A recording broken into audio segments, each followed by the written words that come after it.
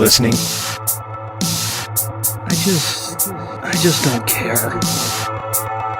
No one is ever kidding Michael Cole. Of course he can roll a grudge forever. This is wrestling. Welcome back to This Is a Work. My name is David Hensley. I'm the owner and creative director of Long Walk Productions, and I am here to introduce your host, Robert, the distinguished gentleman Brafford. Thank you very much, David. Welcome, everybody, to This Is a Work. We're going to be discussing WWE's SummerSlam 2024.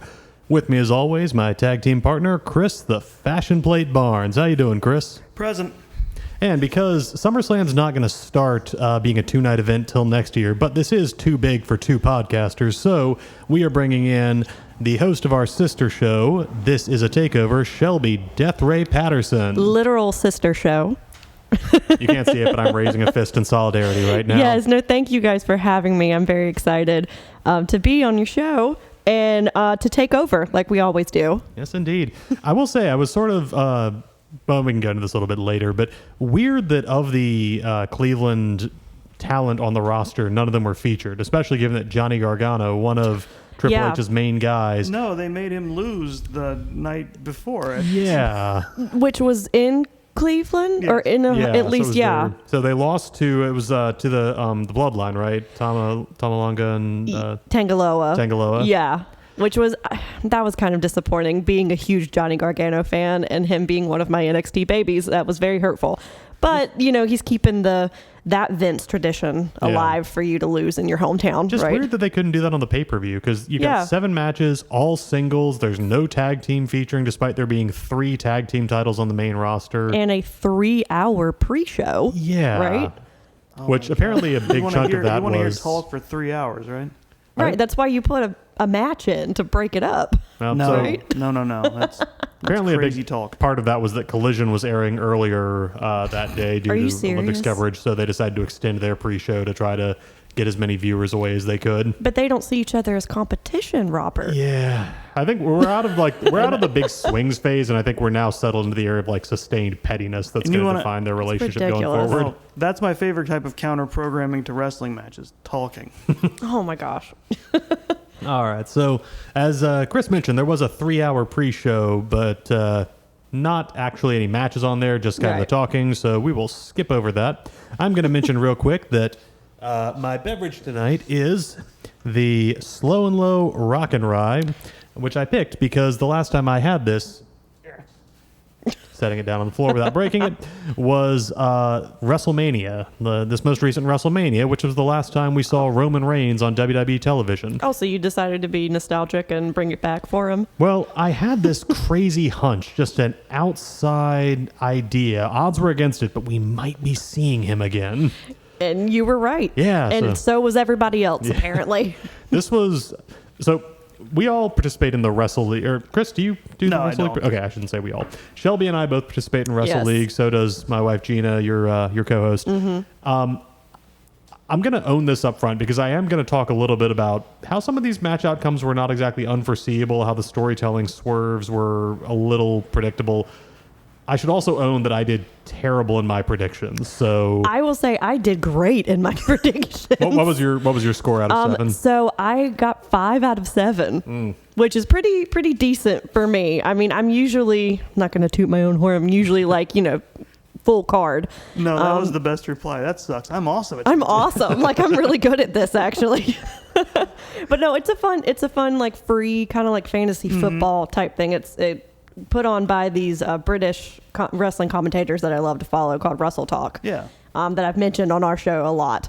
But yeah, it's a fun thing. You just kind of pick whoever's going to win and kind of what the outcome is going to be for each match. So you don't lose points for being wrong Right. by default, but you can pick one match as your joker and you get extra points if you're right, extra points if it's a title defense. But the Joker match is also the one you can lose points on. So it's a fun scoring system. That So not trying to convince you to bet money on it. Yes. Exactly. But yeah, no, I feel like I kind of agree with you in a sense about how it was a little predictable, but I feel like overall all of the matches were more about the story, or most of them were more about the story than like the actual in-ring stuff. A lot of it was like midpoint resets for WrestleMania. Yeah, exactly. Which I guess, I don't know, maybe SummerSlam is supposed to be. In general, I think that's how they've kind of they for a while they didn't, but they used to be. It's kind of treated like, since it was one of the big four originally. Yeah. Mm-hmm. It was kind of treated that way. It does feel like kind of the way they've been scheduling it recently is sort of after WrestleMania to SummerSlam is sort of the fallout from WrestleMania period. Mm-hmm. SummerSlam is when they start the balls rolling for what they're hoping to be WrestleMania next year. Basically, yeah. Which I feel like kind of, leads us into the first one with Liv and Rhea, like how the story kind of had that fallout to it. Yes, indeed. Rhea Ripley returning to challenge for the Women's World Championship against Liv Morgan. Rhea did not lose this title. She had to vacate it due to a legitimate shoulder injury. And in the meantime, Liv won it and also was making advances towards Dominic Mysterio, which Rhea did not care for. Very subtle. You couldn't tell. And which David did not understand. You didn't understand? What? You didn't see all of the buildup and the tension with all this? Or are you saying that you look at these two women and you genuinely cannot understand how Dominic Mysterio is the one that is pulling both their affections? That. Absolutely. That weird mustached, mulleted fucking weirdo.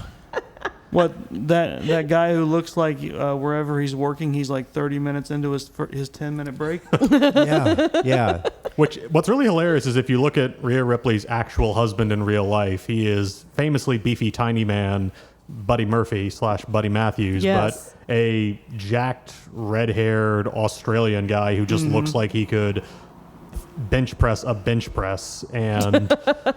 Yeah, so sort of like the literal opposite of Dominic Mysterio, but... I mean, I think that's... Since we know so much more than people used to about wrestlers' personal lives, I think it makes it even funnier, in my opinion. Like, to know that this is who she is married to in real life versus, like, this life that she's created, in quotes, right? Like, she the can goblin. Act. Good for her. The goblin, The yes. goblin known as Dominic Mysterio, yeah. Oh my gosh. Goblin Guerrero. Yeah, I feel like, again, like I said before, this is one that it's all about the story. I really can't tell you any, outside of the finish, really, about any of the moves that they did. But you were all kind of watching to see which side he was going to take. Yeah. Moves were done, but it was just like, just get to the part where the stuff happens. Exactly. Even more than WrestleMania, this one did sort of feel like kind of the mission statement for WWE of, we don't think you're here to watch in-ring execution. I'm not. Like, you're here for the story, you're here for the drama. Yeah, the wrestling is just subservient to the drama of the story. And it is, and if they're good at wrestling, even better. Yeah. Which I think both of these ladies are. They are. Which Yes. I think it's probably why you don't necessarily remember or care about what the wrestling is, because you just know it's good anyway. Like with, I think it was I just love Liv's move, the Oblivion, so much, where she takes them, from the rope and just DDTs them onto the mat. Yeah. Oh, man. She's gotten so good at it. There's just a weirdly high proportion of female wrestlers who work their names into their finishing moves. I was just looking at it because you've got the Oblivion, the Riptide. Nia Jax's bonsai drop is apparently called the Annihilator. Yes. The Bailey to belly suplex. It's just...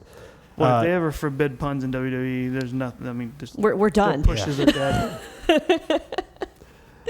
But yeah, I agree. So I think it was a well done match, and I don't think you mean that as a criticism to say that like Absolutely not. The execution wasn't the story. But yeah, it's kind of the classic. Rhea's got the power advantage, but she's coming off a shoulder injury, so Liv's got something to target the whole time. They did the Lethal Weapon, my arm's out of socket. Oh yeah.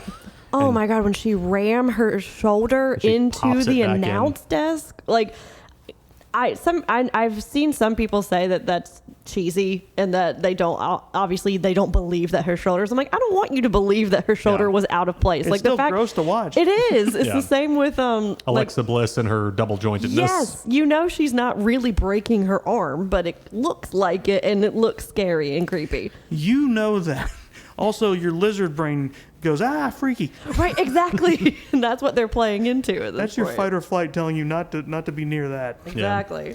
I will say one of the best kind of story resets that came out of this whole thing was taking the two most popular members of the Judgment Day and making them both unambiguous faces coming out of this show. Yeah. Because that was always sort of the issue, was that the Judgment Day's always been a heel faction, but Damian Priest and Rhea especially are They were both gaining so much. over. They were Oh, getting so much absolutely. traction. Yeah. Yeah. Well, I and- mean, to the point where when Rhea, when she went away, they were chants of "We want mommy," Yeah. and "We want Rhea" And- throughout every single episode of And Raw. you knew when she came back, there was going to be no hiding from it or getting away from it. She Yeah. was going to be absolutely over as a face. Exactly.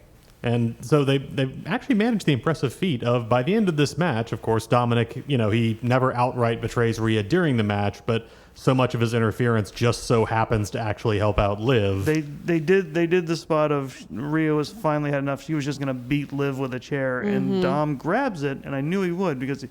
And then, of course, he says, "I don't." He's like, "If you do this, you're not going to get the title." This isn't you, Rhea. Some form of that. Yeah. Oh, But then it comes back later in Yeah. the match where he does the same spot that he's been doing, where like he did it with Becky and Liv, and then now he's done it again where he slides it in, and you're like, And okay, it was obvious and so smooth too. I will say that Yeah. to his credit, because he acts like he's up there arguing, and tosses the chair into the ring. It's like, that's weird. That didn't land particularly close to Rhea. either one of them, why- really. and why is he distracting the ref over here? That's even odder. Yeah. And the distraction leads to Liv hitting her Oblivion DDT onto the steel chair, which Rhea sells like pretty. nobody's business. And I didn't see it until the replay, but the way she was able to just again smoothly and quickly get that chair back out of the ring was also amazing. Yeah. It's the same when you see like in a theater production of anything, Oh, right? yeah. When someone drops something or when something falls and then another cast member immediately just like without even thinking just goes and picks it up and like in character and takes it off stage. It reminds me of that so much because it's like, okay, clear props, right? Like clear the stage. I was in a production of 1984 way back when, where the guy playing Winston Smith. He's in room 101. He's being tortured. At intermission, the actor had gone out for a smoke break and just put his American Spirits in his back pocket. And so when he's on the ground, just horribly being tortured, this bright orange pack of cigarettes falls out of his pocket and is just lying right there on stage. And I'm on there with him. And so this is one of the proudest moments of my life. I just basically go over and I crouch down behind him, like whispering menacingly in his ear, like fumbling blindly. I get the cigarettes, put them in my own back pocket, and stand up. Nice. I was like, I'm not normally the best at covering that kind of thing, but yeah. It's a great Immersion feeling. saved. Honestly, like as you've Yeah. just saved whatever, someone tripping on that or, it ruining the moment or whatever it is. It's the same with this, like with her putting, sliding the chair out of the ring right after she hits Yeah. the Oblivion. Like the timing of it is just, it needs to be noted because it's a hard thing to do. Liv has really, she's got the sort of evil vixen persona that they tried to have her do on her first heel turn, which I think that was at Lana and Bobby Lashley's wedding, Yeah, was it, they when just- she came out? Yes, Yeah. that's right. And it was Yes. just sort of the peak of, wow, they have no idea what they're doing. But I say this God, affectionately, memories. the lesbian days. yeah. Right, where it's not very convincing and no one wants to boo you.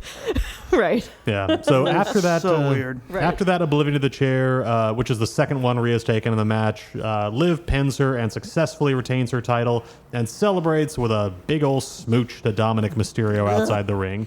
So Domino has made I'm sorry. The funnier part of that was Dom leans in and kisses her, and she's surprised. Is like, I won. So Dominic has executed a healer turn, which Oh, yeah. is no easy feat. I remember some people were kind of griping about this angle because they were like, oh, it's two women fighting over a guy, and that's just regressive and dumb. And I push back on that because what I love is that Dominic in this whole thing is playing, he's not a physical game changer. All of the ways he interferes and screws over the match are just like he slides a chair in, he distracts the ref. There's no suggestion that he is the weakest person in presentation of the triangle. Dominic is the valet they're fighting over. Yeah, that he is. Yes. Yeah, that's exactly. Absolutely. Like he's presented the way that Sable would be presented back in the day. Miss Also. Yes. Elizabeth. Yep. In Yeah. TV terms, he would be the chick. Yeah. Exactly. I still think it's a missed opportunity that it wasn't a Dominic on a pole match. I mean, it could write itself, in my opinion. Vince Russo was just sounding like, missed opportunity, Missed bro. opportunity. Put that Mysterio on a pole, bro. It's wrestling. Don't invoke that evil here.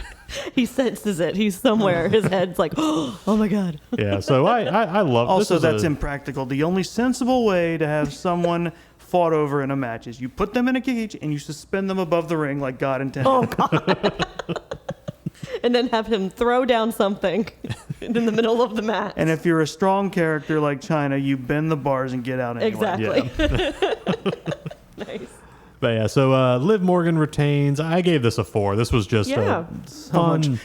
It's like the amalgamation of what I want out of wrestling most of the time. Good wrestling, good story, melded together, executed well. Yeah, Yeah. this is like, as we were talking about, this is WWE's very much story-first approach, but this is a great use of it. And it's Yeah. not even, again, not that this was a big shock that Dominic was going to turn, that this was how they're going to move her into the face category, but it works. It's predictable in the way that you know something is satisfying when it comes next in a story. Yeah. So yeah, I just thought this was a great start to it. And then we go into match number 2 is, sorry, I lost my place. Braun Breaker challenging Sami Zayn for the Intercontinental Championship. I love both of these men so much. Braun Breaker in particular. I love Braun too. I'm so happy that they have a guy like this on the card, because every couple of years they try to do, here's this dominant, crazy physical guy. They tried it with Ryback. They tried it with Lars Sullivan. They've tried, and so often it fizzles out. Like they give it a couple of months, the guy doesn't connect with the crowd, and then they just kind of fade off and get released. And Braun's got it. He's got what they need in that guy. And Anyone listens to This Is a Takeover, you've heard me go on this roller coaster of emotions when it comes to Braun Breaker. Like in NXT, he started out, he was, awesome, arguably, but he plateaued. Well, I was with y'all on the first episode of NXT 2.0 Yeah. when they're holding that 4-way after Samoa Joe had to vacate the title for medical reasons. Sure. And Braun Breaker just shows up and is like, hey, I want to be in the match. And it's like, who the hell is this guy? And then you actually see him and you're like, oh, all right, this guy's he's got some juice to him. Oh, absolutely. And we acknowledged that. But then as time went on, he just got so stale. And he was trying to be a babyface and selling it so hard, and everybody was getting bored of it, right? And then all of a sudden he turned heel, and it just clicked, right? And that was when the 2.0 era was starting to go away, thank God.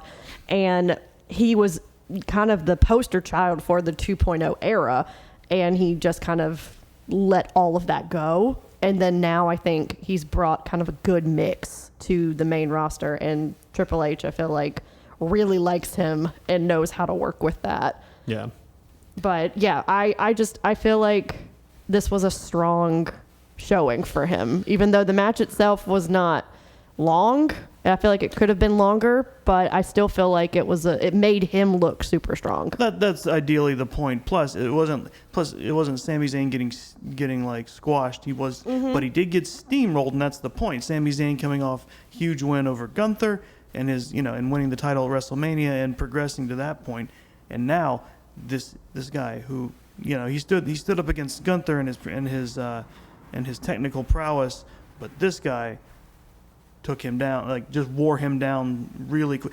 It's what I would have liked to have seen like Brock Lesnar's championship short matches been. Right. Yeah. Because it's like it's him showing that he's a dominating presence without also casting aside the talent that's doing that. Yeah. Also there to help him. Like if Kofi Right. Kingston had a match like this with Brock Lesnar to lose the world title, I wouldn't still be mad about it. Right. 5 Oh, years later. absolutely. Because the difference between that match and this one, I feel like you had Sammy who did get his licks in. Yes. Right? Like it wasn't just a complete like merciless squash. Like it got to a point where, okay, like I this is all that I can give. Right. And then it's not enough anymore. Right. And that's just kind of how the match ends. Yeah. It's like you watch a match like that and you feel like it's like the idea is like if Sammy had just had one lucky break toward the end, Right. it would have changed in his direction. Yeah. Somebody once said that like the best match they'd ever seen Brock Lesnar wrestle was against, I think it was Daniel Bryan at Survivor Series, where the whole story is Bryan just trying to like technically chop Lesnar down, just avoid getting caught, because he knows like if this guy gets his hands on him, if this guy gets like one power hit in, it's going to be really hard to recover from that. And this doesn't go quite as long as that one did, but it's that great story of like Sammy knows he's like, I cannot get hit by a spear with this guy. So honestly, the advantage comes when he dodges the spear and Braun hurts his shoulder. Right, exactly. And that like is probably the reason that the match, it only lasted about 5 minutes and 40 seconds. But, you know, it's like, if Braun catches that would have ended the match a lot sooner. Oh, yeah. Yeah. And I just reiterating again, I think that the mid-card belts are supposed to be for the newer guys, right? Yeah. Like it's supposed to be a stepping stone for the main titles. And Used to be. I said it's supposed to be, It's supposed to right? be, you're right. But I feel like with him having the belt and Sammy kind of, you know, paving the way for the younger guys like to come in, or like the other mid-card guys, because you have like Bronson Reed, you have I'm blanking on some other people right now, Ilya Dragunov, like you have all these other people that I feel like could hold that belt really well while they're waiting for like the main event to kind of free up a little bit. I think you're right. I think arguably that's what it's supposed to be. Right. Like you said. And you occasionally shake it up by giving it to like an old hand to be like, okay, this is a guy who can have a couple of good matches, put some credibility back on it. Yeah, Exactly. Trading's not bad. Yeah. Especially if it's in a properly competitive way. But yeah, you're right. You're both right in the sense that it's like it's supposed to help. Like now it'll be Braun and some other people's time to shine as they compete for that title, showing what they'll be capable of to hopefully move up. And for Sammy, I'm hoping that's what's happening here too. Is like he's getting shuffled up toward the top. Well, and thankfully, I feel like this belt in particular now has some shine on it because of Gunther. And because he was so dominant with it and he brought some prestige back to it. Whereas before, like, it just was kind of this hot potato of a belt that just kind of got passed around so that way they could say that they had a title change, right? Shinsuke Nakamura won the IC title? Yeah. Shinsuke Nakamura still works here? Exactly. You know, I want someone to come in and celebrate their Intercontinental title by changing it again, by their win. Put the spinner on it or something. Whatever. It doesn't have to... I don't need it to be the classic look, even though that's my favorite version of it. Right. But it was like I said, like when Gunther had it, it's like, okay, that belt finally looks like it's for the person who's wearing it. Yeah. Like, it's hit like, and I know you and I have talked about it. It's like that's a perfectly fine belt for anything but the Intercontinental title, like a different federation. Yeah, different absolutely. promotion. Yeah. Yeah, so for me, I like this match. Again, it's fast. Again, only And 5 minutes and change. Two things kind of drag it down. One is that I'm still mad that they're like, why aren't they just letting him be Rex Steiner? That's a great wrestling name. They acknowledge that he's the son of Rick Steiner. They do now. They talk about him using the Frankensteiner as a tribute to his family. Like They were there. Yeah. They were also there in they the had crowd. Legends sitting up They there. haven't even had him do some sort. Have they even had him do any sort of promo like Lexi King did about why he's not using his family name? No. Nope. So, Okay. I mean, when he first debuted, like, they did not want him, or I don't know if this was a him thing or if this was a NXT thing, like, creative-wise. They did not want him to be associated with that name at all. I will say that's kind of hard to do, though, because he moves like a Steiner in his prime and sounds like his uncle. And he wears a colorful singlet. I think right? He looks like him. He sounds like him. Yeah. Like you said, like it's hard to differentiate between the two, but they really tried. I think they really it's just tried. that he came in at like the tail end of the Baptist era of like, we will wash away your former name and your former what you did before you came here does not matter. There's You a are great reborn as title for Braun it. Breaker. Well, it's always if they can, put a name on someone so that they can always make the money off of the name. That's it. Yeah. And which always been a thing they did, but they've actually eased up on that a little bit lately and had, people like Jade Cargill, Jacob Fatu, like people are coming in under the names they've worked in other areas. Sean Spears is Very one true. of them. Yeah. Now, I think what they're focusing on is trademarking nicknames for people. Yeah. Because I've been seeing that, especially across Twitter, is like I've seen it reported when they trademark a nickname for certain wrestlers. Yeah. Yeah. Like the Samoan Werewolf, that was like a small story when that popped up. And so, the other thing that kind of dragged me down is This felt like this should have been the first singles match between Braun and Sammy, that Braun finally gets his hands on Sammy and gets the title. It's apparently their third time, and Sammy won the first two clean. Yeah. Which is a weird way to build your unstoppable monster guy. One was on the previous pay-per-view. Yeah, which also kind of goes to the issue that the non-Big Four shows still feel kind of placeholdery now, leading to the Big Four. Which I think that might be the Triple H mindset that he's trying to get back to the Big Four being super duper important, and all the other ones. I mean, he's gotten rid of some of the other ones. Yeah, I think it's still a holdover from previous mindsets, because that was the thing that they would do to build people towards wins, or towards their very big victories. They had to lose a lot first to get to it. Right. Which That's is also not a bad way to do it, but when No. your whole thing is this is, Braun Breaker, he's a force of nature. He's going to run over dudes, and he comes off the ropes so hard he literally moves the ring. It's like that. There should have been more DQs or inconclusive, Or have results it via match. or like have the Sure. last one be a triple threat, and Sammy wins by pinning the other guy, not Braun, or something. Yeah, no, I get your point on that. Yeah. Like, it kind of diminishes the whole like unstoppable force character. Yeah. So I gave it a 3 1/4. Again, solid match for what it was. Quick squash, establishes squash without totally discarding Sammy, and sets up a really good run for Braun. I hope he holds on to this one for a while. Yeah, me too. I heard And- of a fun term the other day in relation to wrestling that I don't know how prevalent it is, but I heard that the term for basically what Sammy was doing in that case is being a carpenter. He's basically acting as enhancement talent, and he's helping build up Braun's reputation. Which, I mean, it arguably that's kind of what Danielson has been doing Yeah. in AEW, Oh, right? Like, that's absolutely. what I feel like legends should do at a certain point in I their love the career. joke. I love the joke of how angry Danielson would be if he actually won a match at this point. No, that wasn't the plan. Spits on Tony Khan as the ref raises his hand and gives him the AEW World Title. Right, exactly. Like the running title, the running joke of people of having known how to trick him into winning the title. Yeah, A exactly. like screw job by having a rever- Swerve choose not to kick out. A at the- reverse screw job. Yeah. But yeah, so 3 1/4, fun match. WWE mid-card is in a really good place right I now. agree, with who 100%. how they've been treating that in the past year.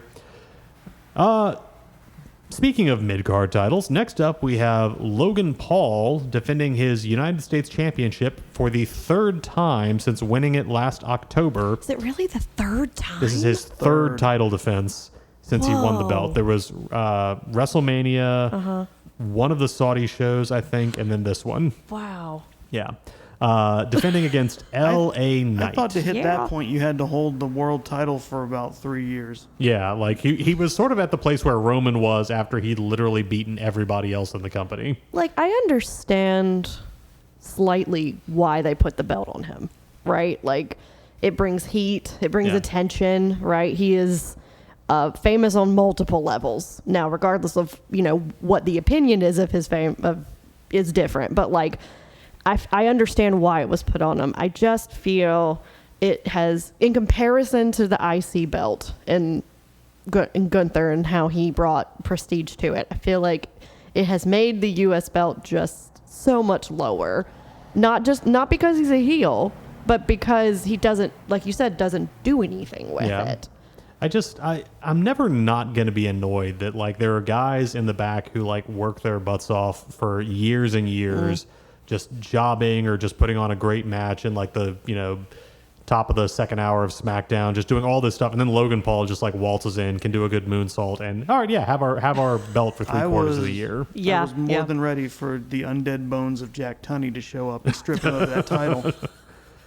I'm also just kind of annoyed repeatedly by I can't believe how good Logan Paul is by doing the exact same stuff that gets guys in certain other companies labeled as spot monkeys who don't know how to tell a story. I can agree with that. Like Logan Yeah. Paul's whole thing is he does these big high flying spots and everybody's like, wow, I can't believe how good he is at pro wrestling, how intuitive and understanding he has on this. And then people watch matches in certain other companies and just say, it's just more flips. It's just more of that. It's also important to point out, though, the people that they're just calling meaningless spot monkeys are also the people who are working that kind of match weekly or far more regularly than Logan Paul is, who has like a UFC amount of time to prepare between matches and matches in general, not just title defenses. Yeah, no, that's a really good point, because he does have so much time in between every time he defends this belt or just wrestles at all, right? Yeah. Because, I mean, from my understanding, with like you saying, it has been the third time for him to defend it. He really doesn't wrestle weekly on the shows, right? He just kind of shows up and does these contract signings, right? And I will say that I think it was John Moxley who observed, because when he came back after, I think it was being away at rehab, and he came back and he looked like more lean and more chiseled than ever. And somebody mentioned that to him in an interview after the fact, and he was like, dude, that's the worst shape I've ever been in. Because like I was wrestling and just felt like I had no energy in me, because the only way to stay in shape for wrestling is to wrestle. Sure. And so with Logan Paul, the dude looks like he is on the verge of like a cardiac event. He just looks so pale and sweaty 5 minutes into the match. Now, he's clearly not out of gas, because he can still do the moves and he still executes all the way through. But man, he looks so exhausted. I just early also in. love how much he gets not just booed everywhere he goes, but in his hometown, essentially. He's from Ohio, right? Yes, he is. I don't know if it's Cleveland specifically, but yeah, I saw that he was, And he brings out Machine Gun Kelly, which gets even more heat, right? So I know A they know man- what they're doing in making people hate him even more. A man embarrassed in music so bad he had to switch genres. Yeah. Who a huge wrestling fan, apparently. All these musicians like Jelly Roll and him and all these other people are huge wrestling fans, which I appreciate. But at the same time, I have to acknowledge the amount of heat that they're trying to continuously bring on this man, which makes LA Knight, in comparison, I think, just even more of a babyface than he already is. Because people already wanted him to win this match, regardless. Because after Logan Paul enters with Machine Gun Kelly, we see LA Knight pull up to the arena in the Prime Mobile, which he's stolen. Prime-mobile, yeah. And he casually smashes the driver's side window, which, according to a Worst valet. confidential source, was real glass. No report if rivers were cried or not. And yeah, then he comes out to the ring. Now, stepping out of this event, apparently the angle they're going for now is that Logan Paul is suing Knight for stealing the Prime Mobile. Oh, well, which, as someone's, you good. As someone pointed out, the effect of this angle is going to be to skewer Google search results when people search for WWE lawsuit or Logan Paul lawsuit. So this kayfabe lawsuit is going to distract from the very real lawsuits that both Logan Paul and WWE are involved in right now. Well, I was about to say, it's not just WWE. Like, Logan Paul's in multiple lawsuits right now, not just with Prime, but with like other stuff. Yeah, Logan Paul is being sued and is suing over people revealing his part in a crypto scam. Oh my God. Isn't crypto scam kind of redundant? Yeah.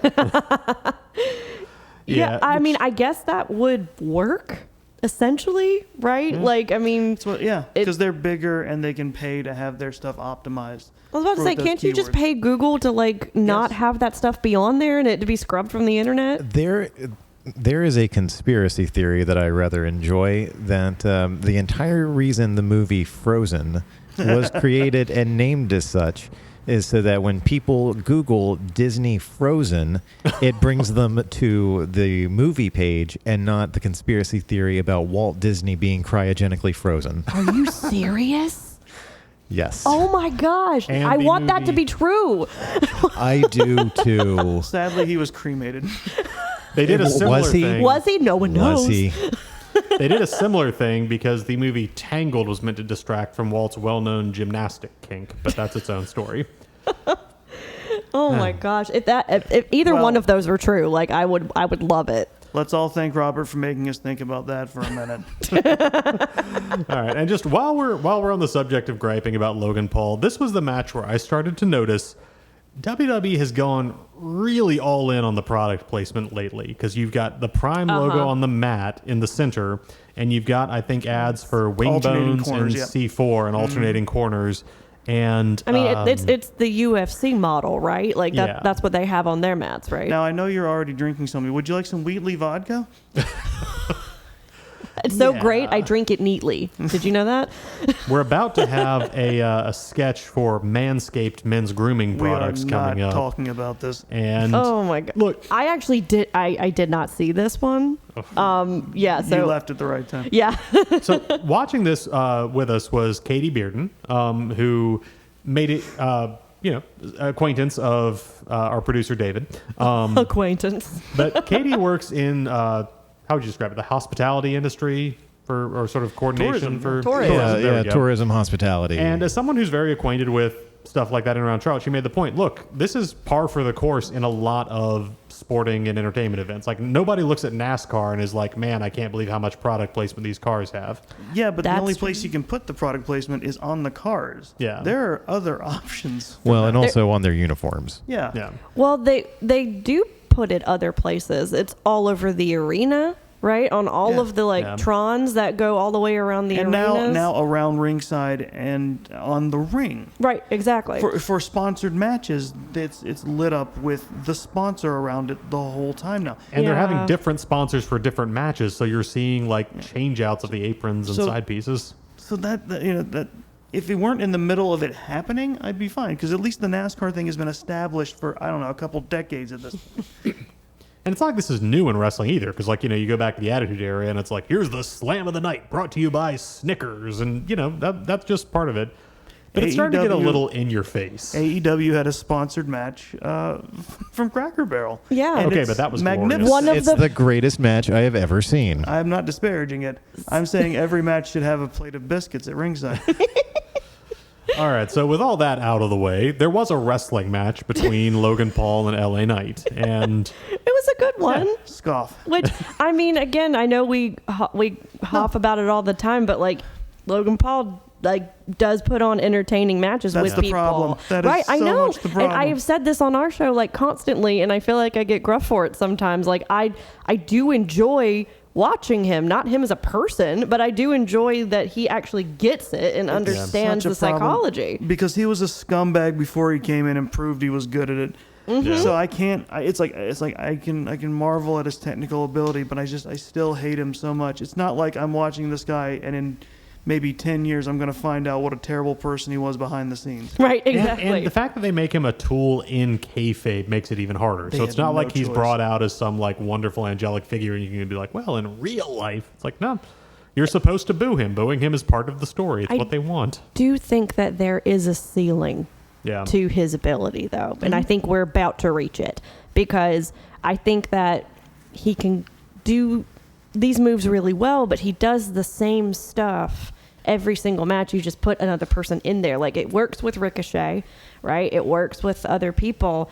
But, like, LA Knight is someone who has a totally different style than him. And I feel like he kind of had to adjust his style to meet Logan's because Logan is not a wrestler. He doesn't know how to switch your It style had to meet have your been on- opponent. It had to have been a Knight because Logan can't pivot like you said. Yeah. Yeah, exactly. And I think there was one spot where it was a pretty brutal spot. Was that the off the? I think it was a The super muscle superplex. buster. The super. It was brain supposed buster? to be a superplex, I think, but he sold it like it was a muscle buster. Yeah, like so he came down on his head and shoulders. Yes, exactly. And I feel like Well, yeah, because Paul scrunched up for some reason. it Yeah. takes like the other actual wrestler in the ring to be able to help him pivot from that. Yeah. And that's just something that you're not going to, no matter how many hours in the gym you do, you're just not going to be able to have that instinct. Yeah. I'm mad at people have actually said it out loud, and I'm mad at the idea that he ever gets a whiff at the world title. The fact that he had a world title match is disgusting Yeah. to me. I agree. He should never, ever have that chance. Yeah, I agree. So again, match itself fine. LA Knight almost runs into trouble because he gives into the temptation, as I think any of us would, to take a break from the match to assault the influencers that Paul has hanging Right. out at ringside. I mean, who can There were blame him for that? influencers and Machine Gun Kelly. You Yeah. have to go punch them. I think it's us. I've heard people say it's like Jake in the white shirt. Like he's literally, there's been a guy, like interchangeable guy in a white t-shirt that is a part of his influencer entourage that you have no idea who they Michael are. Cole screened out, "That's Paul," like I'm supposed to give a shit. Like, Paul who, dude? Like, there's so many people named Paul. My name's Paul, and this shit's between y'all. Exactly. But yeah, so they sneak the brass knuckles to Logan Paul, who manages to hit LA Knight on the apron, goes for a buckshot, but Knight counters into his finisher, which I think is called the BFT, and pins him. So LA Knight is your new United States champion. Love it. And hopefully it will be less than 6 months before he defends this thing again.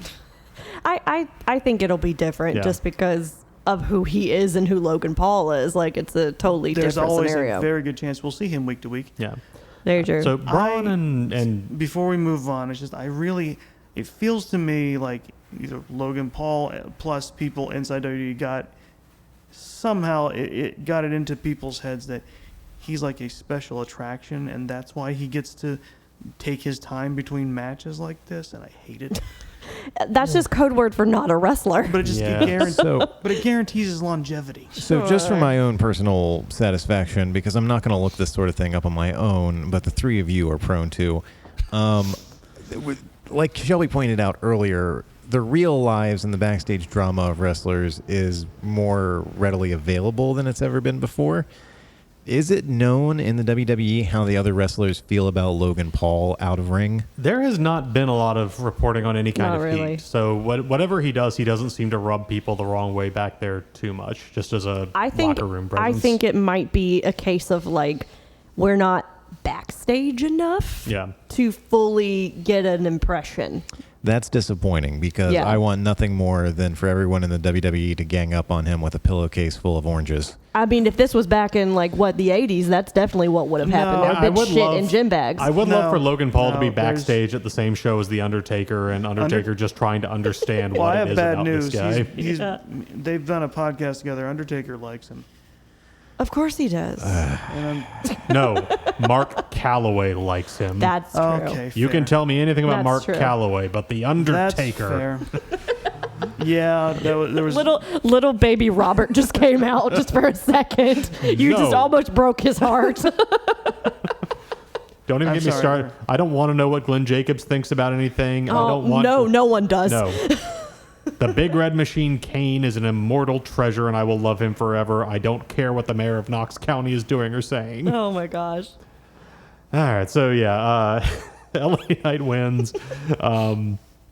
And next up is the sketch I mentioned where you have, I think, Baron Corbin shaving Apollo Crews' head, and then I Otis feel like shaves we, his chest. No, It's, yeah. no. Is that supposed to be like a ball joke? Well, they were pointing out that Manscaped has this device that has this shaver device that they market as using for either like keeping your head bald or other parts. Okay. That it's also safe for Got- other yeah. got other, it. other round things. Okay. Your balls. Yeah, I Other think- round things. Yeah, so That's how they keep the lights on, guys. Is doing Exactly. shit like this. and hey, I good know. to see Baron Corbin still on Someone TV. on Twitter Sure. did point out it's like again because they've done that for other products before too. It's just like pointing out just like seeing how awkward that spot was is just a good way to underline the fact that and how podcasts have to do it. It's like no one's good at reading out these dumbass bullet points that the companies have for their products. Right. But we've all seen Wayne's World, right? Yeah. Yeah. Yeah. In my Yeah. opinion, the nature of the beast doesn't include selling out. Pizza? Yeah, that movie is a masterclass on how you do product placement. Very true. All right, so next up we have Bayley defending the WWE Women's World Championship against Nia Jax, who won this shot by winning the Queen of the Ring tournament. Boo. And she does come out still wearing the crown. It- Which I think is hilarious because just, spoiler alert for other things and going forward, Gunther does not. No. Right? He just totally is like, okay, I won, and Gunther is all business. He has no time for silly for things like frivolities. crowns. I would say Or imagine joy. Gunther's Or face joy. when someone suggested putting that on him, but he just has that kind of resting, it's ridiculous that you suggested that face. Absolutely. I feel like someone attempting to reach him with the crown would be physically repelled by the grimace he gives them. I just Like he wouldn't have to threaten to chop them; they would just glare at them. They'd back off. yeah.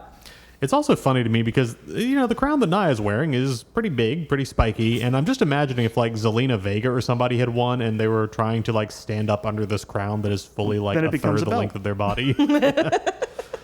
But yeah, so Nia comes out, and What are y'all thinking about Nia since her return? Do you feel like this is better or worse than her run kind of the first time around in the company? I feel like I'm the most neutral on someone I can ever be right now. I will boo her, but not Of for the course. reasons she wants. I have mixed feelings just because I do think she has gotten better. Yeah. And I do think her in-ring work and her safety with other people has gotten better.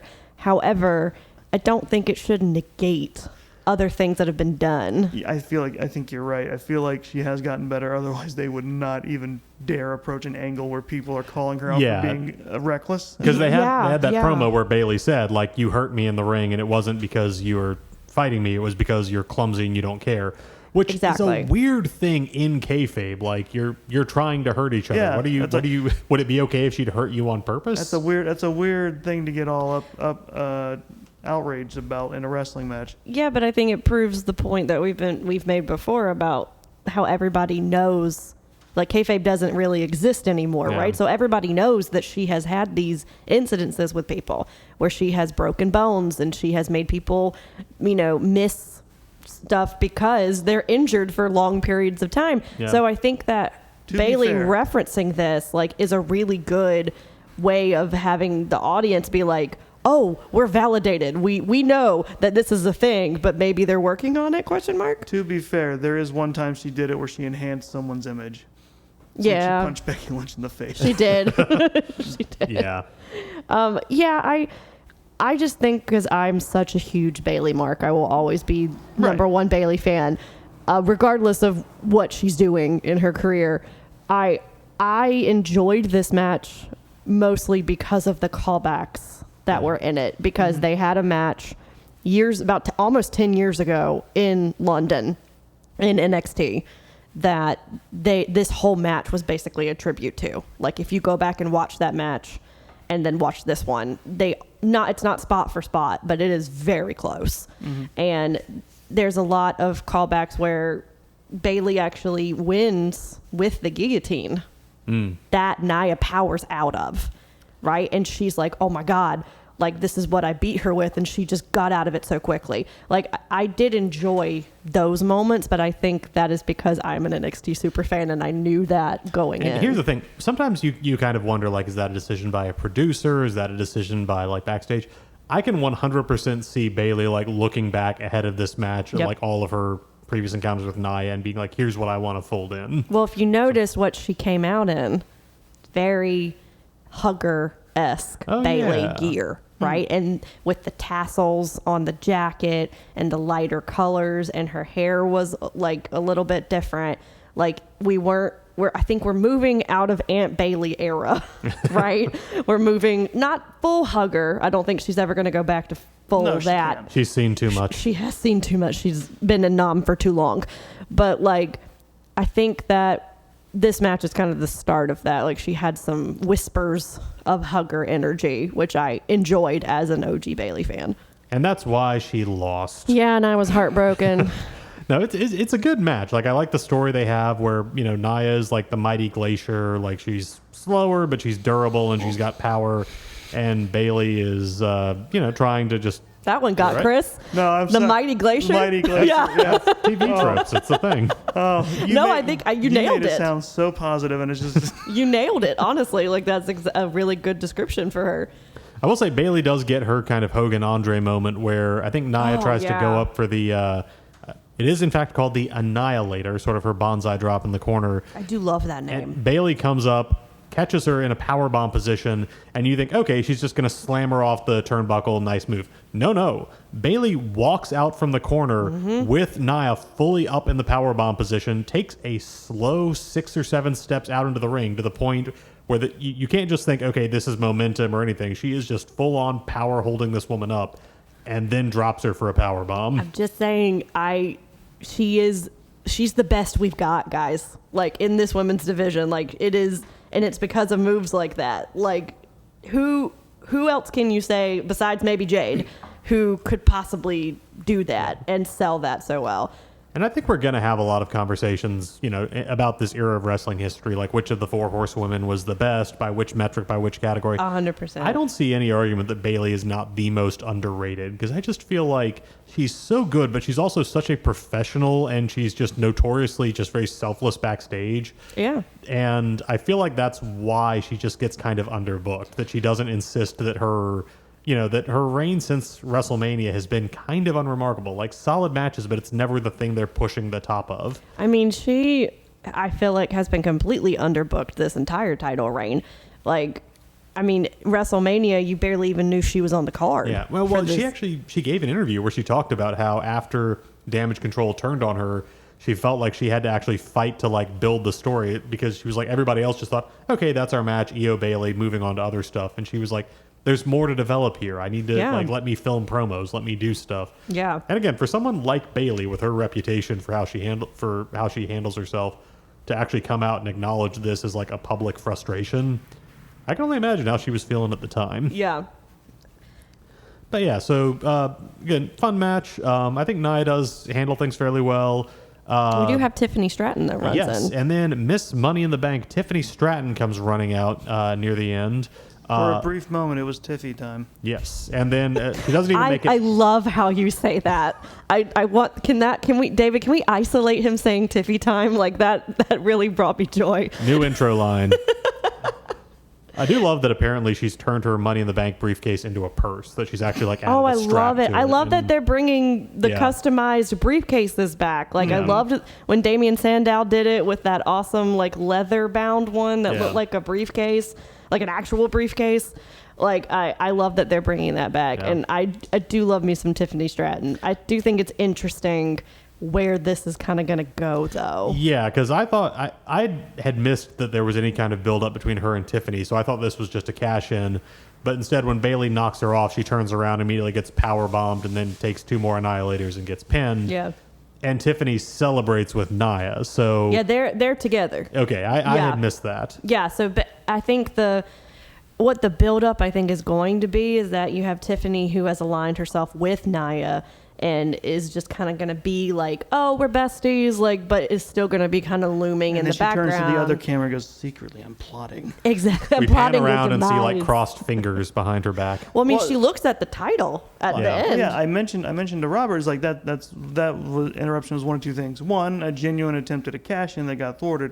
Or 2, a favor for Nia to distract Bayley. Oh, I think it's the latter. Exactly. 100%. Yeah. 100% she showed up without any real meaning to cash in, just to get in Bayley's face long enough so Nia could get the advantage. I do appreciate letting the women hold on to this briefcase. Yeah. Mm-hmm. Like, they're notorious for booking the women Money in the Bank winners to either cash in that night when they win it or the next day. Yeah. Like, I think maybe the longest was like 24 hours that somebody held it. So I appreciate this long build up to actually cashing it in. And because I think McIntyre he cashed in his the same night. So the men's Money in the Bank briefcase is no longer in play. So we have switched, and I love it. I mean, they let Austin Theory bumble around with his for who knows how long. That could be on a list of like just the worst Money in the Bank cash-ins ever. I don't mean for it to sound like I'm blaming him. It was just it's not his how fault. they booked it was abominable. So. Yeah. And it's several months of an angle of we'll come up with something later. Absolutely. It really is. Yeah. So I gave this match 3, just solid, good story. Curious to see where they're going, because again, Nia and Tiffany are both heels, and having a heel betray another heel is.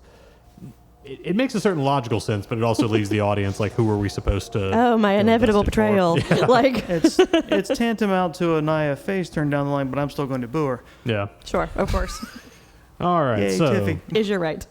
Next up, we have. I think this is the only non-title match on this card. CM Punk in his first televised singles match in WWE in 10 years against Drew McIntyre. All right, so there was a significant pause from everybody. I don't want to do a whole CM Punk thing, like to discuss. We've talked about him so much on both of our shows, much. I'm just gonna say I'm kind of over the guy generally. I don't know where his place is in wrestling, because it's hard to be like the anti-authority Punk figure in a time when most fans are pretty happy about the state of wrestling generally. And in WWE in particular, he cannot cut like promos against Triple H or Endeavor or TKO but all that to say, I think he deserved better than this match. I've seen people be really positive about it. I didn't like it, and I think Punk and McIntyre kind of got screwed over a little bit. Interesting. I do. Oh, sorry. Go ahead, Shelby. No, I understand your point. I honestly felt like the storytelling in this was kind of on the level with Liv, Rhea, and Dom. Top just notch. because I just loved that we treated a friendship bracelet that was made with like a $5 kit from Michaels as a title belt, essentially. Like it was, I did enjoy it just for the story aspect of it, because I feel like it did kind of play out something that they have been building with Punk not even being able to wrestle. I will say this was slightly in Punk's detriment for one reason. This very much felt like a story about McIntyre and to a smaller extent Rollins, that Punk was an instrument for. That's fair. For playing out. Yeah. It was very much less about him to me. Sure. Yeah. I think as with a lot of drama, you don't need to make the audience care about something. You make the audience believe that a character they care about cares about something, and that can be all you need to succeed in a story. I thought Punk was stupid for caring about this bracelet. I thought Punk was stupid when he's got a 6'5" Scottish murder man coming at him to like break off his fight and be like, I want to talk to you, Mr. Rollins, about that bracelet you've picked up. He literally at one point in the match, he has Drew up in the GTS position and then notices that Seth has picked up the bracelet off the mat and just put it on his wrist to hold on to it. He puts Drew down and goes over to yell at Seth about it. And I'm just like, what? Do this later. Pin him and then have a conversation. I can understand where you're coming from with that. I think that it builds on the whole CM Punk character that he gets in his own way all the freaking time. It feels like a meta commentary about things and events that aren't literally happening. Yeah, like I agree with you. It doesn't make sense, right? It doesn't make sense logically at all. But in the overall scheme of like storytelling, I think it makes perfect sense, because he is someone in this world that we've created, whether it's real or not, that would drop someone from a finisher position to be like, hey, that's mine. Right? Like, give me my thing back. And unlike Bret Hart, the man whose ring gear CM Punk's was honoring that night. Tribute to SummerSlam 97. Also a tribute to the fact that while it's not true for Bret, it is true for Punk in this match. Punk screwed Punk.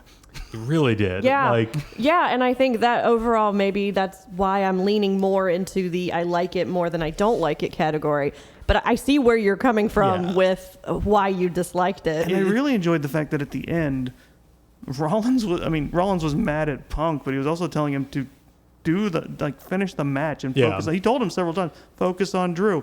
And then when Drew got him, when he got knocked out, when he got hit by Punk and then had to get up and count for Drew, he looked very unhappy to be counting that 3 for Drew. He did. And I also think it's funny when Punk knocks Seth out and then goes to knock Drew out, and then he's like, where are you? Yeah. I'm like, it happened. It's the hangman spot all over again, right? At Revolution, where did the referee where go? he knocks 2 referees out, and then he gets pissed when there's no one to count his pin. Like it's the like inevitability that you're just always going to get in your own way, regardless of like what you do. Yeah, I guess the reason it doesn't work for me is that, again, I'm trying to set aside just kind of my feelings about Punk for how he handled the last couple of years of his career and be like, okay, what does WWE Punk want me to believe? What am I supposed to think about this guy? And it's hard to come out of this match with any conclusion other than, oh, so this guy's an idiot.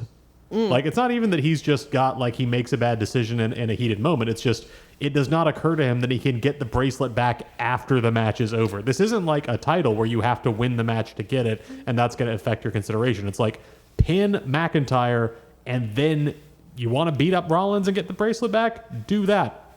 Do it after. I think he's an impassioned hero with feet of clay. I mean, to me, all I can see is him sitting at a press conference desk eating muffins. Right? Yeah. Like, this is literally all, brawl out all over again, right? Like you're making something that doesn't matter. In one case, it's from what someone said, and in this case, it's a friendship bracelet. Like you're making something that doesn't matter, your whole priority and your whole focus, that you lose sight of winning this match, that you have had a huge grudge against this guy from the moment you stepped back into this company. For me, it kind of it's reminiscent of sort of the Uso debacle at WrestleMania, where you have a match that really does not need anything more than just these are two guys who have built like absolute hatred for each other. Let them just go and beat the crap out of each other, and just the idea of like Seth's presence already is kind of weird because it's like suddenly instead of the dynamic being Punk and McIntyre finally just get to beat the living piss out of each other. There's this third presence that they're both constantly playing to through the match.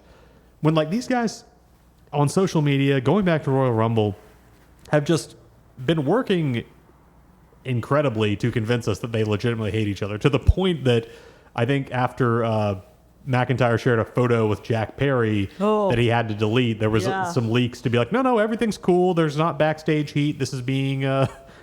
maybe again, like we talked about earlier, kayfabe not having the staying power that it used to. Yeah. I wanted to have like 15 minutes of these guys attacking each other in a way that made me as a viewer almost uncomfortable, like how badly they're hurting each other. And then down the road, bring Seth in, change it up that way. It just felt like they moved on to the next phase of this feud without getting to these two guys in a ring finally get to tear into each other. And so it's hard for me to not view this in the sense of I feel like we missed something that could have been really awesome, which is what I mean when I say Punk deserved better. Because I think he and McIntyre could have had that match and told that story, and that would have been the absolute match of the night. Yeah, I can understand that. But if we didn't have Seth, we wouldn't have had the shaky ref cam for those two shots. Oh my gosh. How have we not talked about the ref cam yet? Because it's irrelevant and stupid. Well, it's because it apparently died. The battery died midway through this match and they weren't able to use it anymore. Reporting being that everybody backstage was like, we thought that might happen. So oh my gosh, someone who, as speaking from someone who suffers from motion sickness, that was a really rough watch for me. Yeah. Because it was just, you were first person camera, which that was rough for me. Also, you had to push this a little further down the line faster because you didn't know which part in the Punkmobile was going to blow out next. I was very curious to see if by the time we recorded this, if it would be reported that Punk had torn, broken, sprained something. And so far, so good. By all accounts, his body is still mostly intact. So good for him. No, he's just going to step off the ring steps wrong and explode. All right, so it does end where Punk gives the referee a go to sleep and then gets kicked in the groin by McIntyre. McIntyre claymores him, and Seth very reluctantly counts 3. So Punk actually does lose his first televised singles match back in WWE. Which one of the two matches I got wrong. Yeah. I definitely did not call that at all. I was there with you. Look at CM Punk being a team player. I say this a lot. Growth shows up in many different ways, right? And this isn't a way of, losing your first match back. So I gave it 2 3/4. I've seen a lot of people be a lot hotter on this match than I was. I mean, clearly someone on this podcast. Yeah, respect y'all's opinions. Absolutely. I do have to disagree. I really like this match. I'm not carrying a torch for it, but I liked it. Yeah, no, same. And I think that, I think there's room for interpretation with all of it, which makes wrestling kind of great, right? Yeah. It wasn't your thing, and it was other people's. All right, so going on to a match that I think we are probably all going to be in a little stronger agreement on. Damian Priest defends the World Heavyweight Championship against Gunther. I mean, I'm just a broken fucking record at this point. Gunther is just amazing. Anything that he is in, I will watch and I will enjoy, regardless of what else happened. I'm so happy that he is in this position, and I think it's totally the right call. Yeah. It is just so great to see somebody who came out of that era of NXT and just see them on the main roster and be like, yes, this is what you should have done with them. Honestly, if they would have messed him up and would have just done the Vince treatment with him and just made him this brute monster, I wouldn't have stopped watching, but I would have thought about it. I would have thought about it for a hot second. In my darkest moments, I close my eyes and have like visions of an alternate universe where Baron Corbin handcuffs him to a turnbuckle and pours sauerkraut on him, and that's just the story that we're dealing with. And he's not even German. That was one thing that I hated. I'm like, he's from Austria. He's guys. German adjacent. He's from Austria. They're gonna get mad at us. It's the same thing. I don't know. No, see, we have international listeners. They're Only gonna get for a mad couple at us. of years. So okay, Corbin breaks Mozart records over his head. I don't know. Yeah, there you go. But Go ahead. So Gunther earned this shot by winning the King of the Ring tournament, and as noted, he does not in fact wear a crown because he is Gunther. That is, crowns are beneath him. Exactly, And he doesn't feel the need to fulfill his insecurities by wearing it all the time. But yeah, so he comes out, and Damian Priest, who has actually had a much better run with the World Heavyweight title than I thought would be the case. It's gotten better for Plus, sure. you can't help but feel confident because Finn Balor was like, "We're with you all the way, buddy." Yeah, we didn't mention it, but after Liv and Rhea's match, Priest, they have a bit backstage where Priest storms into the Judgment Day locker room and is like, "Did anybody else know? Did you know this was going to happen?" And is just furious. And Finn's like, "I had no idea. He didn't tell anybody about it." So yeah, Priest is not happy that Rhea got screwed over. And Finn Balor's like, "Look, I know we've had our problems, but I want you to get out there and just give it your best, buddy. Yeah. We're friends." It was a little bit more convincing than that, Chris. It sounded more You heard what convincing you in the heard. I Irish heard what I accent. heard. Yeah, you didn't have the accent with it. I'm That sorry, makes you're a right. total difference. It's way more soothing when he says it. It's true. So yeah, this was a fun match. Loved it. Priest just, honestly holding his own, really strike for strike with Gunther in a lot of ways. Actually, Gunther got busted on a chop before Priest did, which I did not expect. He is literally hard weighed on his pec.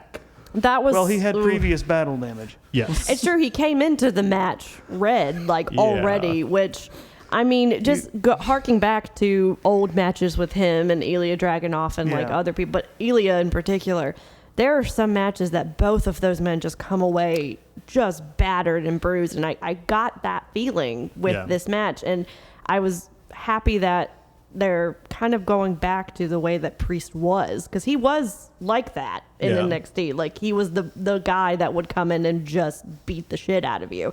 And I think having them meet each other, like their styles meeting and not clashing, was just really pretty to see. Well, the joke on Priest has always been he's bisexual Undertaker, but joking is. aside, like You just had, yeah, you've never heard That's that? one of the- No. You that's don't one of spend those- enough time on Twitter. I was I gonna say, don't that's spend one of the any most time on popular Twitter, things. Robert. But no, the thing is, like, he's a big guy, but he's lean. Like, he's very long limbed, but he's not like bulky like a Braun Strowman or like your usual, or like just heavy like a Big Show. And he dresses like he knows where all the best golf clubs are. Also that. Oh, absolutely. No, I see it now Yeah. that you've said it. It just really caught me off guard. I'm not in that world. So, but yeah, no, I can see that. Yeah, so fun match. Like, again, hard to really, I don't want to go beat by beat on it, but Because they did. yeah. They already did that. The big event is Priest does eventually manage to hit a razor's edge on Gunther, and a little bit awkwardly has to roll him over because when he pins him, Gunther needs to be near the rope so Balor can why? Oh. pick up Gunther's boot and put it on the rope. I thought he was going to be there to make sure he just didn't get his leg on the rope. I think they hit it. He hit it a little bit too center of Yeah. the ring, Yeah. and he realized it and just kind of pushed him. Which, you to be know? fair, me sitting here in a recording booth and being like, when you lifted that guy on your shoulders over your head and threw him down, you should have. You were out of position. As I Buster. pushed my glasses up from my nose. Yeah, no, I can agree with that. But I loved this turn so much, Yeah. and just again being a huge Finn Balor mark and stand, like it made me be like, yes, like please. My favorite part was Finn Balor not being really noticeable for the entirety of the match. I think he just showed up then because he just pops in the ring, whoop, puts his leg on the Oh, rope. I love it. And then just Pops back stands out. with his back to him the entire time, just brooding in Irish. Well, just loving it. It's a great moment also because Priest does not see him do it in the moment, but they immediately show a replay, and then they cut to the ring where Priest is staring Watching. at the screen, having also watched the replay and been like, wait a minute. Can I tell you how much I loved that reveal, Yeah. though? Like, we've seen so many times of them seeing it in real time, and having that reaction and them doing the crazy zoom up to their face and the kind of face.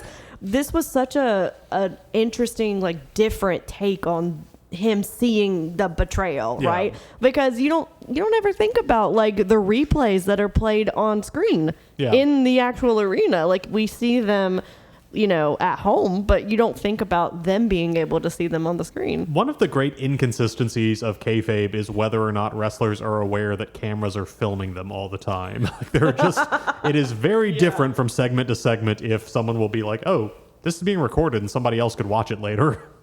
Yeah. My favorite backstage segment moments are when they treat it like a regular show and there's a fourth wall, but then someone just looks over at the camera. Like something either dumb or particularly, like, you know, that's not going to go the way you want it to happens, and you're just like... Yeah. I did love, like, the sleuthing that happened after this match from people online, because if you go back and you look at different segments of the Judgment Day, like when Liv Morgan trashes the Judgment Day den, you know, and breaks their PS5, and Carlito was so upset, right? That's death right there. I understand. Having a gamer husband, I totally understand. But if you zoom in and you look at the, like, poster of the Judgment Day, and there's spray paint on everyone's face except for Finn's. Oh. Right? And then there's other things. It's the Bray Wyatt kind of feel to it, where you have, like, if you zoom in here, you see a rabbit, right? Or you zoom in here and you see this thing. Like, I do love that people have gone back and been like, oh my God, like, this was tracked from 2 years ago. Triple like, H you know, loves that too, because there is of course the fact that for wrestling you have to play over the top even when you're being subtle. Yeah. But he loves sticking stuff like that in the background for people watching, because he's done many times. I've seen it pointed out where he's like, hey, there's so-and-so in the background of this interview segment, or where they're doing something. And they're having a conversation with this person. Why are they doing that? Yeah, exactly. But they're in the background. They're not in the foreground. So I love little sleuthy shit like that, because it's the long-term storytelling of it all. The right way to work with internet fans, to just throw something to the people who are going to be going over everything and talking about it online. Yeah. Like weirdos. Also, it's really funny because Priest was on the Finn from the start. Yeah. Yeah. And he was always on his ass.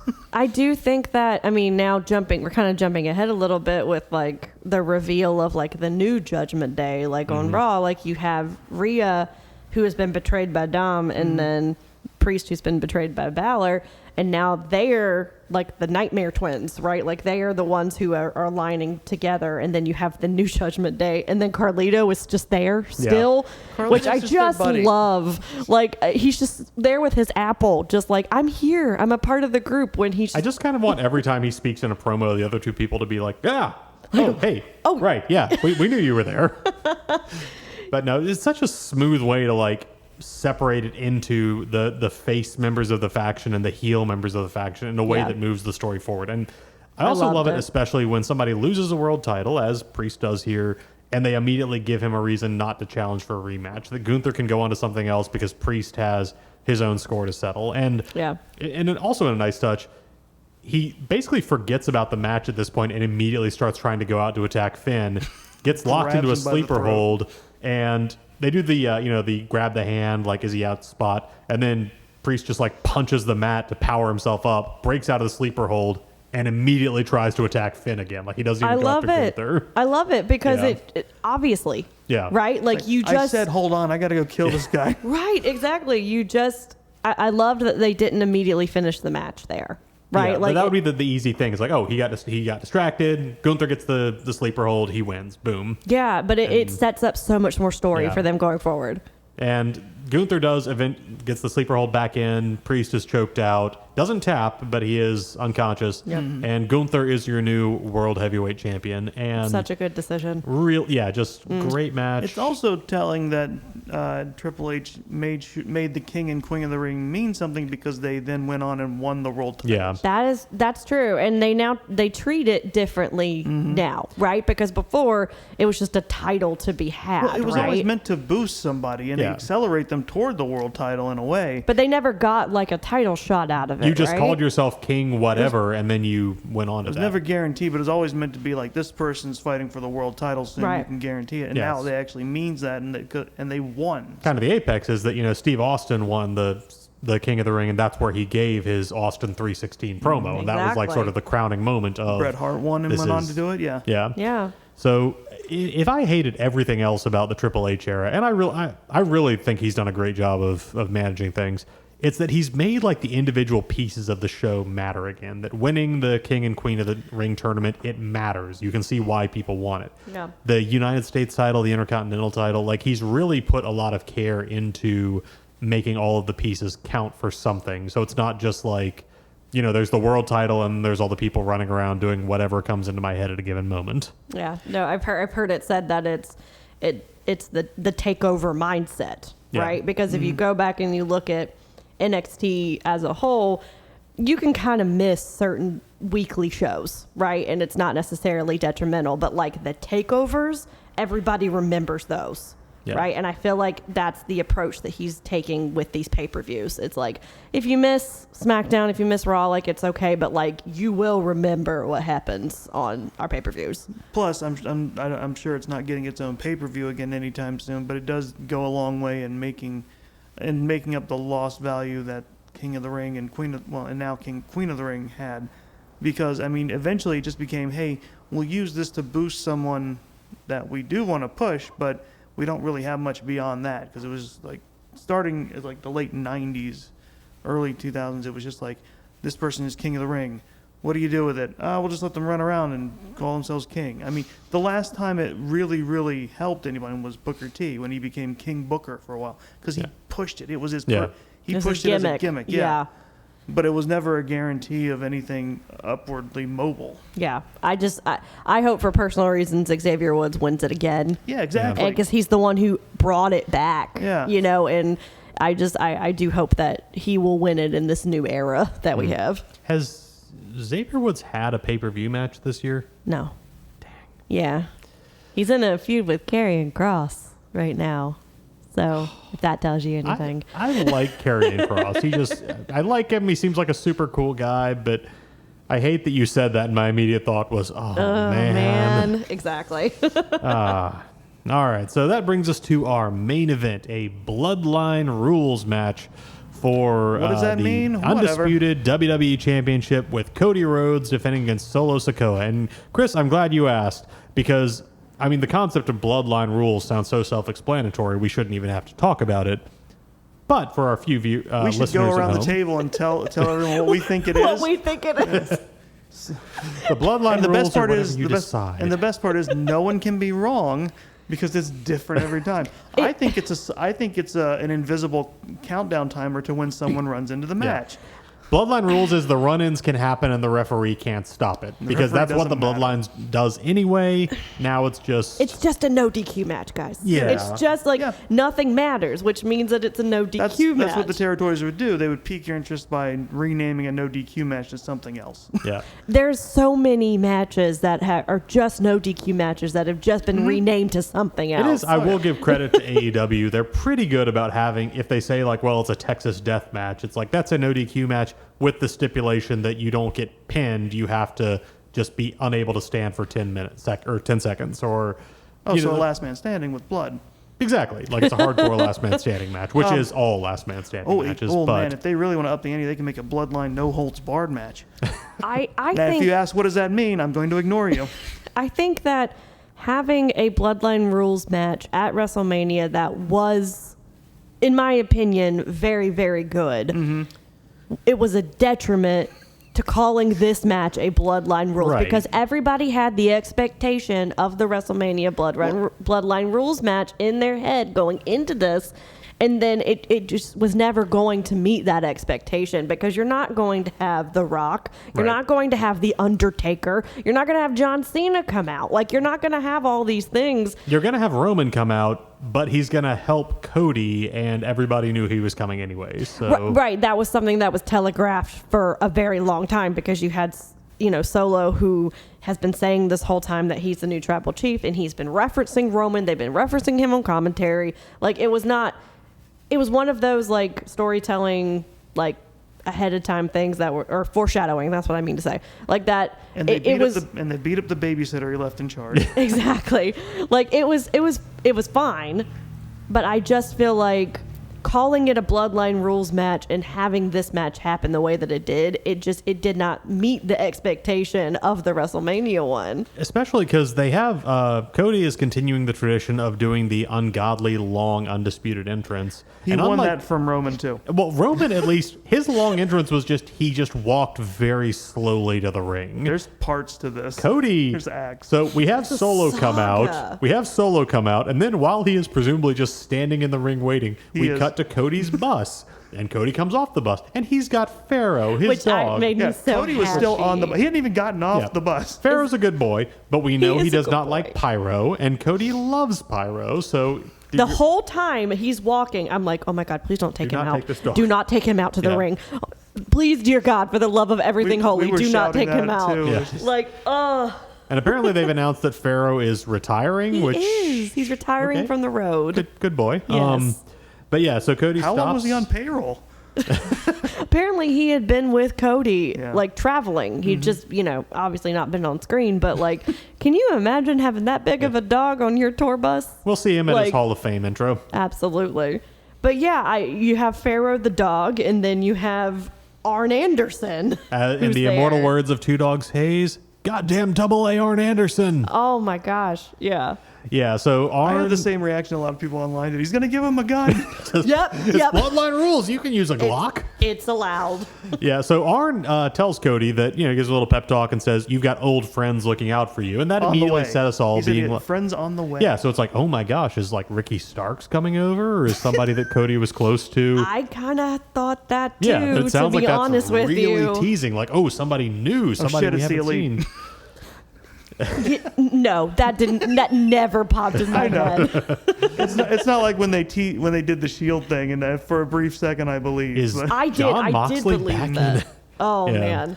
because Tony Khan's the kind of guy who, for one night, I'll let that happen. Yeah.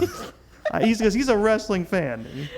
Which it obviously was not Yeah. any of the people. No. that we What we thought. have no, is no. all of the bloodline members run out to interfere. Right, of course. Tamatonga, Tongaloa, Jacob Fatu.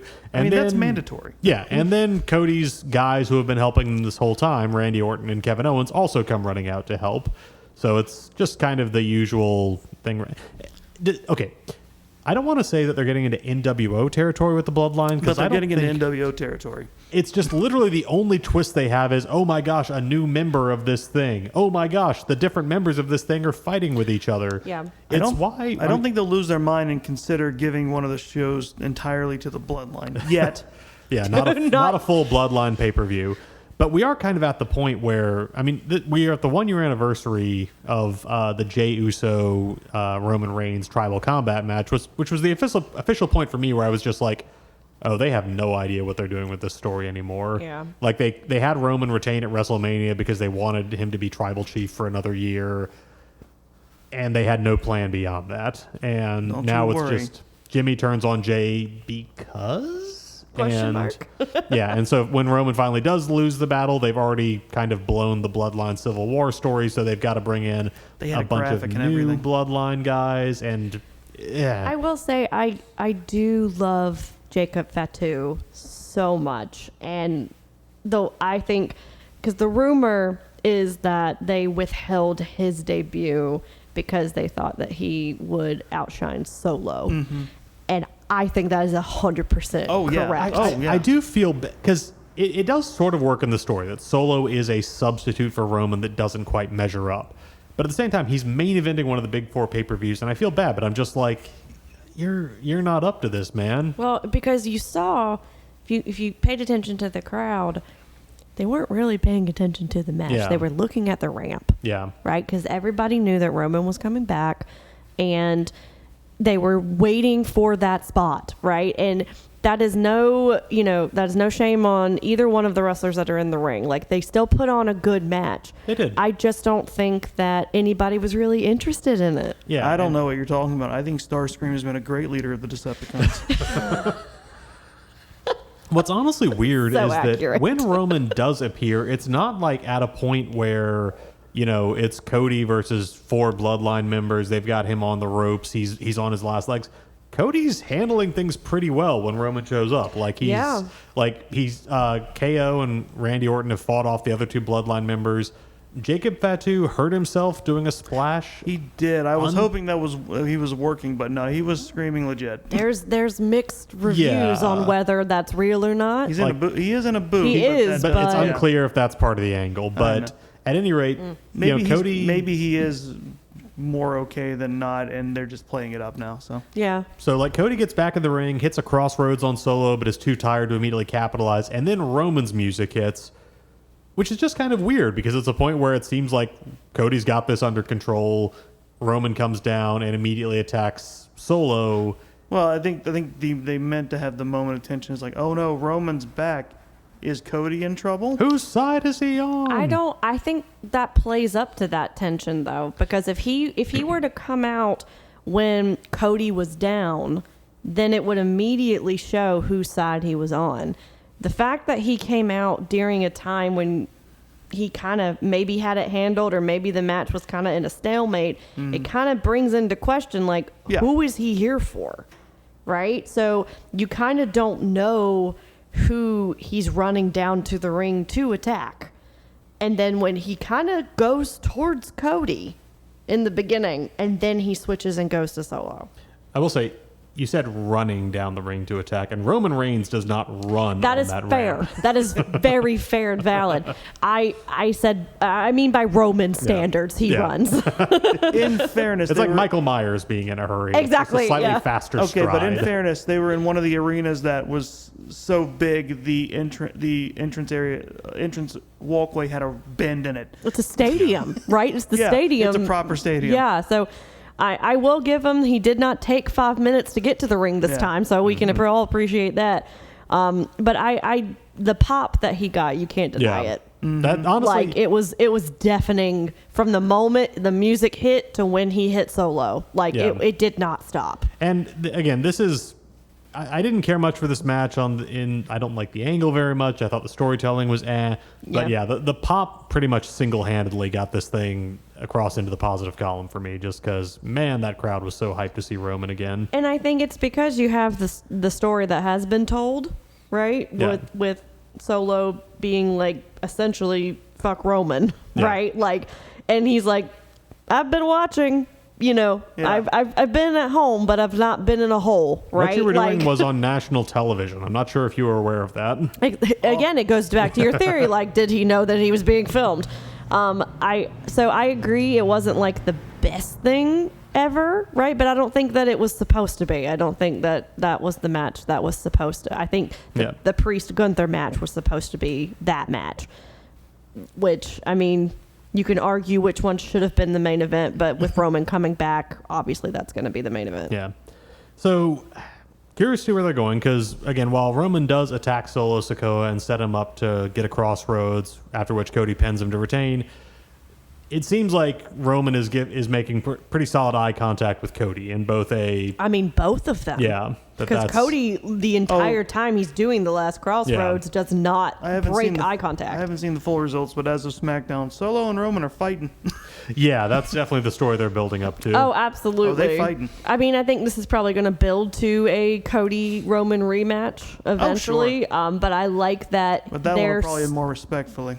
Yeah, exactly. What I'm wondering is if they have, like the next few months are Roman and Solo, and Roman ultimately beats him at Survivor Series or one of the other. Yeah, I mean, at this point, they've got enough members they could do a War Games match of just Bloodline guys. I'd love that. I think that makes sense. I wonder if they bring The Rock back and finally do the Rock versus Roman match. I bet they if that's their WrestleMania plan. I mean, that's what they've been wanting for like 3-4 years now at this point. So it's going to happen eventually. No. It was The Rock's idea for Cody Rhodes to take back the shot at Roman. According to the documentary that they put out, Produced if you by The believe Rock. it or not. Yeah. So yeah, this match I actually struggled with how to rate it, because we've been kind of talking all the time. This is a very story-forward pay-per-view. This is WWE putting that on the ground, and it's like, do you care if the actual wrestling isn't super exciting? Do you care if the angle's a little bit predictable? I gave this one kind of a middle-of-the-road 2.5, just because I think the Bloodline story has kind of gone past its expiration, and they've got a chance to bring it around and freshen it back up, but after several months where the only new thing is, oh, here's a new member of the Bloodline, Turns out Rikishi had another son. Yeah, no, I can agree with that.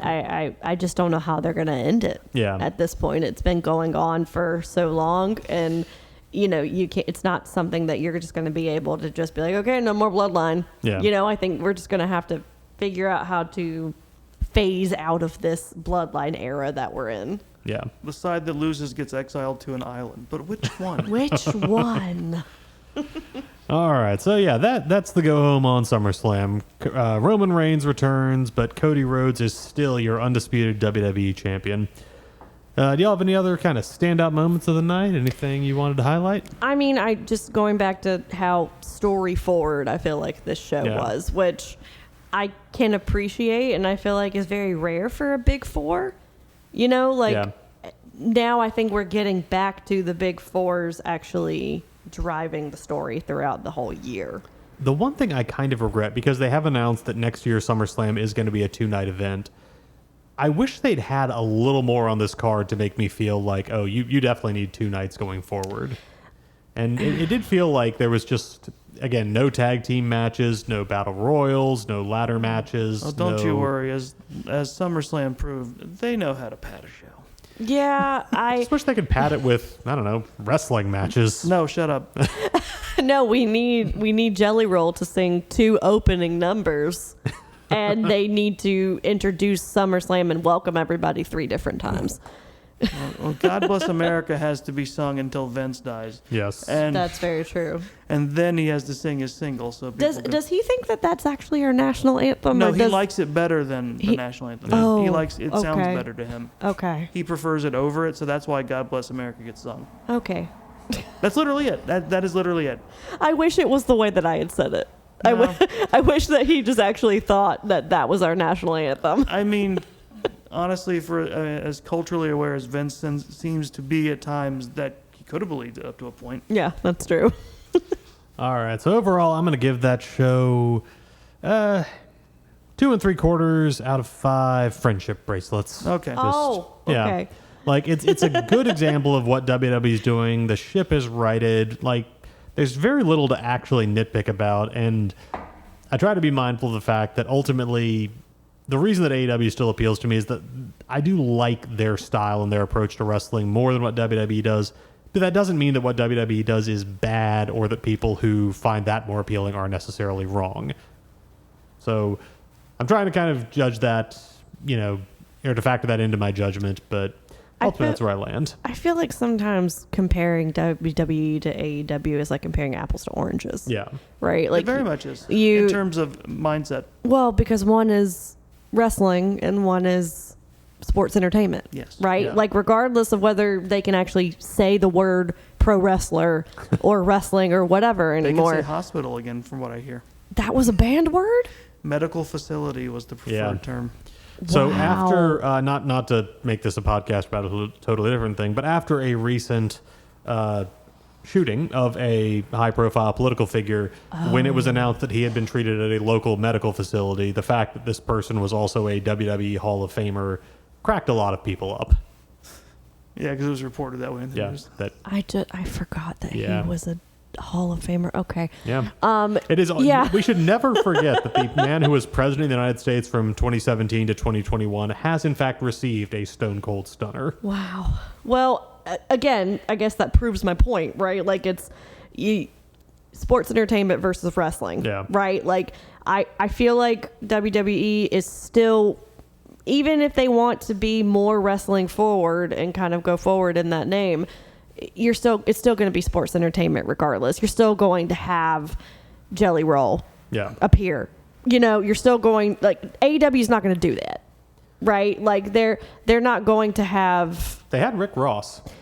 He's only not allowed on because he wouldn't stop saying the F word when he looked at Keith Lee. That's true, but you get what I'm saying, right? Regardless of whether my example is good or not, but like you understand what I mean. Like it's kind of different in my opinion. Yeah, I think it's that WWE has established itself in American pop culture in a way that like celebrities who connect to pro wrestling generally connect to WWE, and that's sort of the way in. That AEW is still more for a specific group, in a way that like the celebrities they get are going to get people who are actually giant wrestling geeks as opposed to, people who like wrestling in kind of a more casual, fun way. I mean, speaking of someone who has been to both a WWE show and an AEW show at this point, it's a totally different vibe. Yeah. Right? Like AEW, you have the hardcore wrestling fans that are there because they're there for one reason and one reason only, is to see good wrestling. When you go to a WWE show, you have a huge conglomerate of different types of people that are going. And so that's why I think it's hard to kind of compare the two. And it's really interesting because there's no other event where I think you can have that kind of distinction. Like, you can't imagine, like, there's the NASCAR race where the cars are driving really fast because one person wants to win the race, and another kind of NASCAR that is judged by a totally different criteria. Like, it's just so interesting that we can evaluate pro wrestling in that way. Yeah. In short, AEW doesn't play variety show like WWE does. Yeah. Yeah, absolutely. Like, they assume you are here to watch people beat the crap out of each other in the ring, and that's always going to be their number one priority. Mm-hmm.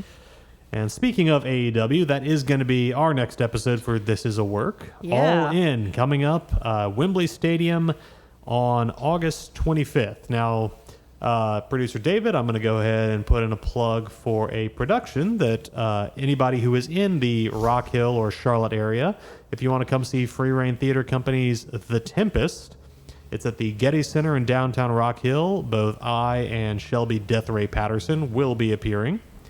So, I mean, that alone means that everybody needs to come out, right? Will there be choke slams worked in? You don't know. You have to show up to find out. Producer David doesn't know. He doesn't think so, but he can't be sure. Absolutely. So, yeah, we'll try to record an episode on that within a week, but it's the week. Our show is going to be closing on the same day All In happens, so that's going to be an interesting bit of timing. Yeah, and also the show is going to be closing like at the tail end of, in case the listeners don't know, There's Chris going to and be I. other complications. Yeah, Chris and I work on a college campus, and students are coming back. That's also right. We're both going to be brain dead, so chances are, like, by the time we get done loading out that show and however many days I will have worked straight through, I'm not going to want to do shit. I totally get that. We will figure it out. We will get that show up and running somehow. You might be running this board, Shelby. I have done it before. I will do it again. Perfect. So, thank you for the plug, Robert. I kept waiting to speak up, but there was a truck going by behind me, and that is the downfall of being out in the middle of nowhere, right? I'm the one outside the booth, which I was lamenting to Shelby earlier. Why didn't I put all my shit inside the recording booth? But you know what? Now that I know sort of what I'm doing and I've already constructed one of these things, I'm considering making a smaller one around me. Hey, we here at Long Walk Productions are all about growth, right? Yes, like exactly. we can only go up from here. So I think you could definitely do that. I agree. Thank you, Shelby. I believe in your skills. Thank you. Well, not too far up. There's a roof. There is a roof. Thank you for the plug, Robert. Is there anything else that you guys wanted to add? I mean, I'm just excited to be in my first show in like 3 years. So I appreciate you, David, for giving me that opportunity. Oh, absolutely. Thank you for coming and being a part of it. I appreciate you. Absolutely. I mean, any chance to do Shakespeare is a fun time for sure. Amen. Good luck getting a lot of wrestling fans to say that out loud. You know what? We here at Long Walk Productions are a very rare breed, right? We like very weird things, but also like our Venn diagram of interest is very interesting. We contain multitudes. It's true. I hate that I don't have enough we don't have enough time for people to think out the right answer, but now I'm going to be spending my week trying to figure out if I could cast one wrestler in one role in a William Shakespeare show, who would it be and what would they be playing? Oh,